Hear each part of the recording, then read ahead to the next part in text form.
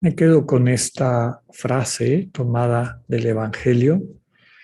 Vino la palabra de Dios en el desierto sobre Juan, hijo de Zacarías.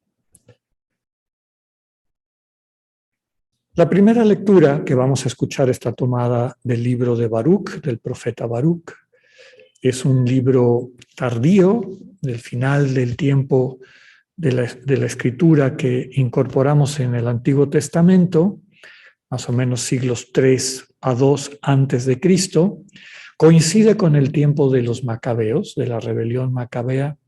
No se encuentra en la Biblia hebrea ni en las protestantes que siguen la Biblia hebrea, pero es aceptada desde hace 2000 años, 1700 años, por las iglesias católicas, tanto la romana como la ortodoxa, como un texto inspirado. Y desde luego, el leerlo, el acogerlo con un corazón atento, con una actitud teologal, realmente nos transmite el espíritu. El libro de Baruc presenta la historia de Israel desde la figura de una familia. Equivale a Dios con un padre, a Jerusalén como una madre y el pueblo de Israel con los hijos e hijas rebeldes. Jerusalén abandonada se equipara a una viuda sin hijos. Era la persona más desvalida en la historia de Israel porque no tenía quien la defendiera, ni marido, ni padre, ni hijos, ¿no? En esa sociedad con un sentido profundo patriarcal es la imagen de la total desvalidez. Con todo, el mensaje es de esperanza, como escucharemos. Dios tiene un amor paciente. Restituye a Jerusalén su belleza, le permite reunirse nuevamente con sus hijos e hijas que vuelven a ella arrepentidos, arrepentidas y renovadas, renovados. Nos quedamos con esta frase bonita: el Señor guiará a Israel en medio de la alegría y a la luz de su gloria lo escoltará su misericordia y su justicia. El Salmo complementa lo que acabamos de escuchar, es el Salmo 125, que proviene probablemente del tiempo de la repatriación bajo el liderazgo de Nehemías y la reconstrucción del templo de Jerusalén. Nos presenta la alegría del pueblo de Israel cuando puede regresar a Jerusalén, a la tierra prometida. Recordemos que Jerusalén, la tierra prometida y el templo mismo son símbolo de la relación de intimidad con Dios. Eran el lugar del encuentro con Dios. Nos dice el Salmo que aquellos que se veían bendecidos con este regalo de Dios inesperado, sentían a ratos que estaban soñando, al caer en la cuenta que de veras ya no están en el cautiverio, que esa esclavitud ha terminado y que ya van de regreso a casa, no caben en sí de alegría. El sentido profundo de esa alegría venía de constatar el amor con que Dios les trataba y les restituía. Ahora cosecharán con alegría la intimidad con Dios. Aquello que sembraron con llanto cuando se hicieron conscientes de su pecado, es decir, de su egoísmo, de haber sido esclavos, esclavas del ego. Y una frase tomada del Salmo: nos llena de alegría lo que haces por nosotras y por nosotros. La segunda lectura de este segundo domingo de Adviento está tomada de la carta de San Pablo a los filipenses. Está dirigida a la comunidad de Filipos, de ahí el nombre de Filipenses. Toma el nombre Filipos del papá de Alejandro Magno, que la constituye como capital de Macedonia. Fue la primera comunidad europea, es decir, en suelo europeo, fundada por Pablo. Fue probablemente la comunidad con quien se relacionó mejor. Fue a la única a la que le aceptó ayuda económica para mantenerse. La lectura de hoy refleja este cariño mutuo que está llamado a caracterizar a las comunidades realmente cristianas. Ese amor proviene del Señor Jesús. Para poder vivir así, no debemos perder de vista nuestra conciencia del amor permanente, gratuito, e indiscriminado que Cristo nos ofrece. De ese amor viene el auténtico conocimiento y sensibilidad espiritual. En él consiste la verdadera pureza y santidad. Esta frase con la que inicia Pablo, el texto que vamos a escuchar, bellísima, ¿no? Dios es testigo de cuánto les amo, con el amor entrañable con que les ama Cristo. Nuestro evangelio de hoy, tomado de San Lucas, capítulo 3, nos presenta el inicio de la predicación de Juan el Bautista. Recién terminados los capítulos sobre la infancia del Señor Jesús, 1 y 2 de Lucas, nos presenta ahora el ministerio del precursor, es decir, el que prepara el camino, Juan el Bautista. Destaca el primer párrafo que nos ubica con claridad en el tiempo y el espacio.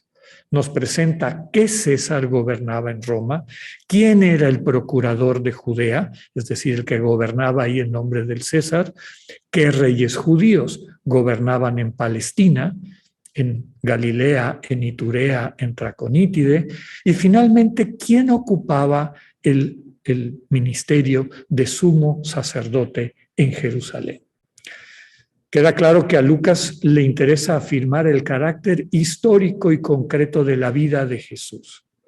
Ya lo hizo anteriormente en el capítulo 1, antes de hablar del nacimiento del Señor Jesús, ubicando igual quién era César, quién gobernaba, quién, etcétera. Lo hace ahora para presentarnos el inicio de la vida pública del Señor. Juan el Bautista, el precursor, recorre la comarca del Jordán predicando un bautismo de penitencia para el perdón de los pecados, un cambio de vida. La gente se sumergía simbólicamente en este camino de transformación. Es decir, no era un gesto mágico, era me comprometo a dejarme conducir, a sumergirme en este camino de transformación por el que Dios me va a llevar. Acepto ese compromiso. El evangelista cita a Isaías para explicar el sentido de la predicación de Juan, preparar el camino del Señor. Y esto implica dejar atrás caminos tortuosos, es decir, complicados, y optar por senderos rectos, que se traduce en sencillos, simples. El resto es obra de Dios. Si nos ponemos sencilla y confiadamente en sus manos, Dios rellena los valles, abaja montañas y colinas, endereza lo tortuoso, allana lo áspero y, lo más importante, nos hace capaces de ver, es decir, captar, reconocer, acoger, aceptar, vivir la salvación que Dios nos ofrece. Nos hace recordar el final del discurso de la providencia en el Sermón del Monte de Mateo, ¿no? Busca primero el reino de Dios, es decir, busca primero que Dios sea conscientemente el centro de tu vida y su justicia divina, es decir, y permítele a Dios que te vaya ajustando a lo que puedes y debes ser. Nos quedamos con esta frase de esperanza. Todas las personas verán la salvación de Dios. Acojamos la manera como Dios se nos entrega en esta palabra viva que toca nuestros corazones.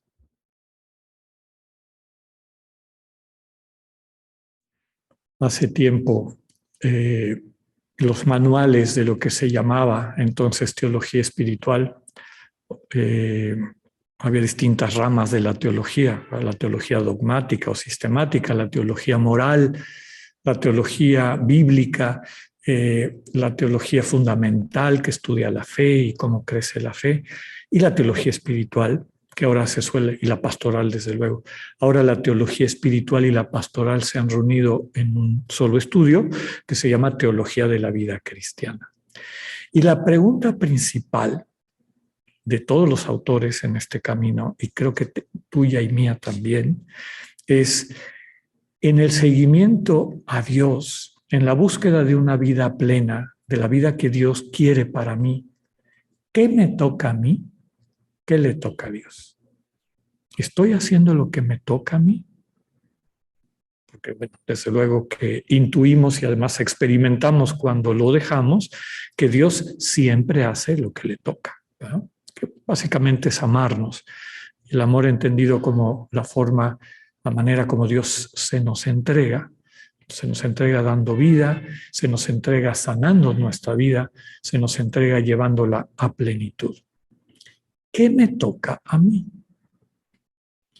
Básicamente los textos de este segundo domingo de Adviento nos subrayan o nos transmiten para este tiempo de preparación a acoger el milagro de la luz del Dios que se pone en nuestras manos en la forma de un bebito recién nacido, para tocar lo más profundo de nuestro corazón y de nuestra conciencia como hijos e hijas de Dios y llevarnos de regreso a la casa del Padre.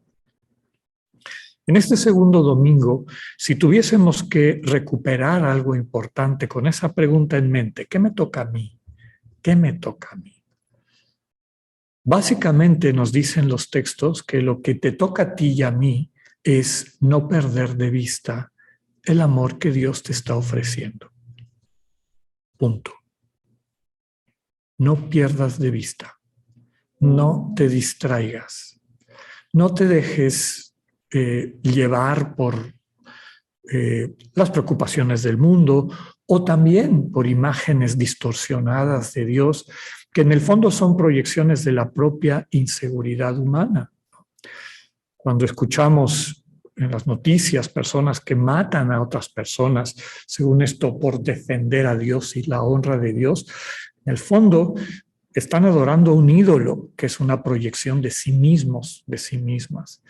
Quienes discriminan contra el prójimo, quienes le dan la espalda al hermano o la hermana, quienes etiquetan a los demás desde una sensación de percibirse como perfectos o perfectas, y se inventan un Dios que justifica esa actitud.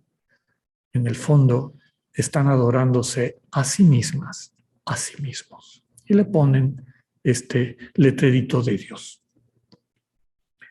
El Señor Jesús viene al mundo para mostrarnos quién es el Dios vivo y verdadero. Los evangelios están llenos de expresiones en ese sentido. Nadie ha visto a Dios, solo el Hijo. Y el Hijo se lo revela a quienes se acercan a Él. Nadie ha visto a Dios, solo el Hijo. Y quien ve al Hijo, quien se abre a la manera como el Señor Jesús se nos entrega amándonos, y amándonos no en general, en concreto, en tu vida, en tu momento, no arreglándote tus problemas. A veces, cuando la realidad, el contexto del devenir de la creación lo permite, claro que el Señor está a nuestro lado, ayudándonos, protegiéndonos, iluminándonos, pero lo principal que Dios te da es su amor. Hay circunstancias de nuestro entorno que nos sacuden la conciencia, pero no hay nada que te pueda separar del amor de Dios fuera de tu distracción. Es decir, que le hagas caso a otra cosa.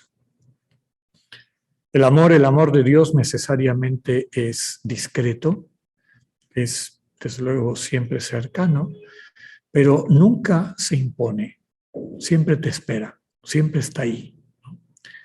La primera lectura que escuchábamos del profeta Baruch, que describe esta alegría del pueblo que regresa a Jerusalén, y desde luego Jerusalén, les decía, esta imagen de la mamá en la familia, ¿no? Que nosotros como cristianos la identificamos con el cuerpo vivo de Cristo, que es la iglesia, ¿no? La iglesia es nuestra madre. En la iglesia, en esta familia, convivimos, nos acercamos, somos nutridos, somos educados, somos transformados a través de la manera como Dios está presente en esta relación de amor profundo por su iglesia y desde luego por todos sus hijos e hijas. Baruch subraya que Jerusalén, en esta imagen del colectivo, se alegrará cuando vuelvan sus hijos e hijas. estos hijos e hijas que por su distracción sabe dónde andaban, ¿verdad? Siguiendo quién sabe a quién, desde los ídolos que nos presenta el mundo, la plata, el poder y demás, hasta los ídolos de las pseudo-religiones que, como les decía, blasfeman el nombre del Dios revelado en Cristo, presentándonos a un Dios vengativo, como hemos dicho, el Dios que es el policía cósmico que reparte cachetadas y caricias, ¿no? En Cristo nos encontramos a un Dios que nos transforma desde su amor. Y les decía que el amor es siempre concreto. Dios no habla en abstracto, no ama en abstracto. Cuando Dios te ama en Cristo, a ti, a mí, a cada una, a cada uno de nosotros, es vinculado a lo concreto de tu vida, a lo que estás sintiendo en este momento, a lo que te preocupa en este momento, a lo que te ilusiona, a lo que te da coraje, a todo lo que te afecta de tu entorno. Cuando Dios ama, te transmite elementos de vida para que ubiques esas situaciones de tu entorno de una forma correcta, es decir, cómo en esta realidad que me toca vivir puedo dar vida, es decir, cómo puedo amar. Dios nos lo muestra, nos lo modela en la forma como nos ama, la forma como se nos entrega, y al amarnos así, al estilo del Señor Jesús, lo que contemplamos cada vez que nos ponemos frente a un crucifijo, hasta dónde llega el amor de Dios que está dispuesto a asumir sobre sí las consecuencias de la muerte del pecado, de nuestro egoísmo básicamente, las toma sobre sí porque te ama y entrega su vida para que tú tengas vida. Y ese es el misterio de la cruz que recupera Pablo, porque así lo vivió. Se dio cuenta que años, décadas de vida de fariseo, tratando de ganarse el amor de Dios a través de sus obras, de conseguir la anuencia, la benevolencia de Dios, había sido tiempo perdido. Sin amor, nada tiene sentido, nos dice en el capítulo 13 de su carta a los Corintios, de su primera carta a los Corintios. Pablo, por lo tanto, dice, en la cruz te topas con la profundidad del amor de Dios. Si te dejas salvar por Cristo, la gracia de nuestro Señor Jesucristo, que te lleva al amor del Padre y que te capacita a la comunión que opera el Espíritu en tu vida, estás en el camino de la salvación. Segundo domingo de Adviento, la invitación es: no estemos distraídos. ¿Cuánto tiempo de tu cotidianidad utilizas para ponerte en las manos del Señor, ¿no? Para dejarte transformar por el amor cariñoso de Dios? ¿Cuánto tiempo te pasas con otras cosas, ¿no? Que también te dejan un efecto en tu vida? El compromiso aquí sería preparándonos a tener un regazo capacitado para coger a ese bebito que viene a ponerse en tus manos y a través de su fragilidad restituirte a un corazón sano. Aprovecha para dedicar tiempo a dejarte amar. Permítele a Dios mostrarte cómo te ama, para que entonces tú puedas así amar a los demás, a las demás, y dejar que Él transforme tu corazón de tal forma que puedas acoger a este Dios frágil que se va a poner en tus manos. Pero en la fragilidad del amor está la omnipotencia de Dios, el poder que tiene Dios de hacer todas las cosas nuevas.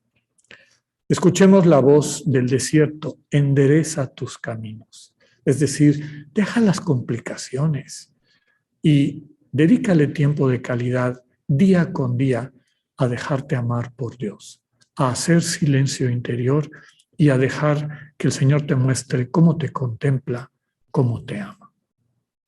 Que así sea. Vamos a poner ahora en común nuestra fe, la fe que nos sostiene, nuestra esperanza, el Dios en el que creemos, el Dios que compartimos. Y retomando nuestro credo, el sentido de nuestra fe, recordemos que el credo niceno-constantinopolitano, el símbolo de fe, el resumen de nuestra fe, transmite una serie de verdades fundamentales.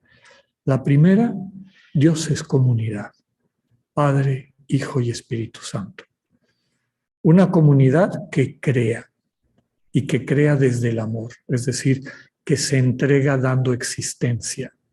Recordemos que Dios es y el que siendo sostiene todo lo que existe. Esta comunidad de amor, además de habernos dado la existencia por ese mismo amor, viene en nuestro encuentro para mostrarnos el camino a la vida plena, que solamente tiene que ver con este corazón sensible que acoge al hermano, que se deja acoger por la hermana, por el hermano. Cristo se hace hombre en medio de nosotros para mostrarnos en un lenguaje inteligible para nosotros qué es, hasta dónde llega el amor de Dios. Y María, nuestra madre, ocupa un lugar fundamental. En María la humanidad entera le dice a este Dios de amor, bienvenido, hágase en mí tu palabra.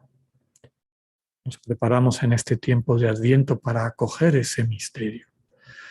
También Dios es Espíritu Santo, que dinamiza este camino de formar la comunión. Es el agente de la comunión. Creemos, confiamos en este Espíritu que nos guía cuando le hacemos caso, cuando dejamos de estar distraídas. Finalmente, creemos en la comunidad que construimos centrados y centradas en Cristo, que es la Iglesia. Unida a Cristo, la Iglesia es santa. Unida a Cristo, la Iglesia es católica. Acoge a todas y a todos. Unida a Cristo, la Iglesia es apostólica. Se construye sobre el testimonio de los que amando invitan a otros, les muestran el camino a otros y a otras para acercarse a Dios. Unida a Cristo, la Iglesia es una sola familia, una sola comunidad, una sola comunión. Y Cristo permanece con nosotros en los sacramentos, en el sacramento fundamental que es la Eucaristía, que es este Dios que se entrega para darte vida.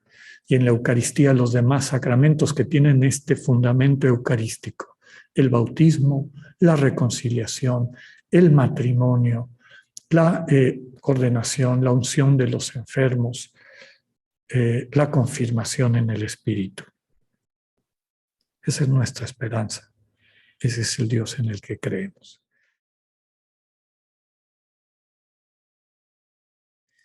Segunda semana de Adviento, recordemos la invitación que el Señor nos hace. No te distraigas de cuánto te quiero.